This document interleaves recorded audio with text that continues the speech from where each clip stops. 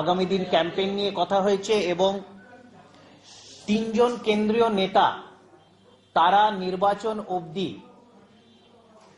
কলকাতাতে থাকবেন, বাংলাতে তারা নির্বাচন অবধি এখানে থাকবেন 2.5-3 মাস। এবং সেখানে যেই 3 জন নেতা থাকবেন তার মধ্যে ন্যাশনাল স্পোক্স পারসন সম্বিত পাত্র, উনি বিশেষভাবে আমাকে এবং মিডিয়া সেলকে সহযোগিতা করার জন্য উনি এখানে থাকবেন।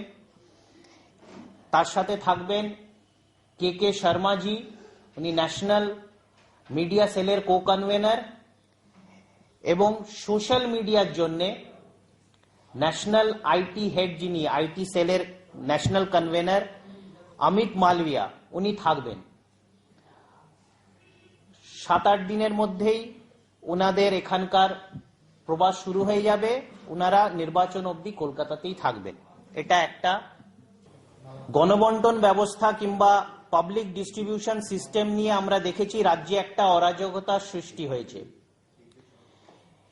রেশন ডিলার যারা, তারা বুঝতে পারছেন না যে কাকে মাল দিতে হবে, কোনটা বৈধ কার্ড, আগেরটা না নতুনটা, কোনটা বাতিল কোনটা ঠিক, এই নিয়ে একটা টোটাল মিসকনসেপশন তৈরি হয়েছে, কোনো কমিউনিকেশন নেই।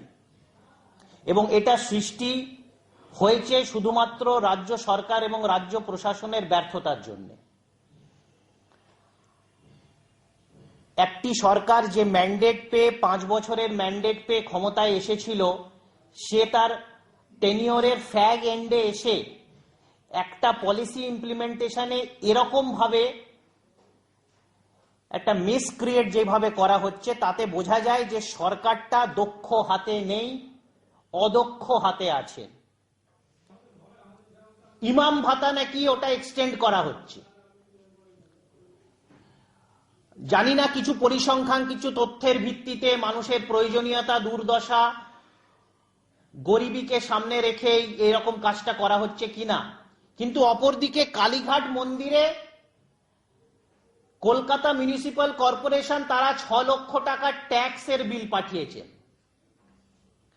তো এইটা একদিকে কি ভিত্তিতে ভাতা দেওয়া হচ্ছে কিংবা কি ভিত্তিতে সেই ভাতাটাকে বাড়ানো হচ্ছে, সেটাকে এক্সটেন্ড করা হচ্ছে অন্যান্য ক্ষেত্রে, সেই ব্যাপারেও কোনো ক্লিয়ার কাট পলিসি নেই। অপরদিকে একটি ধর্মীয় সংস্থা মন্দিরে, সেখানে কি এর বিলের প্রয়োজনীয়তা ছিল? এরকম বিল কি অন্যান্য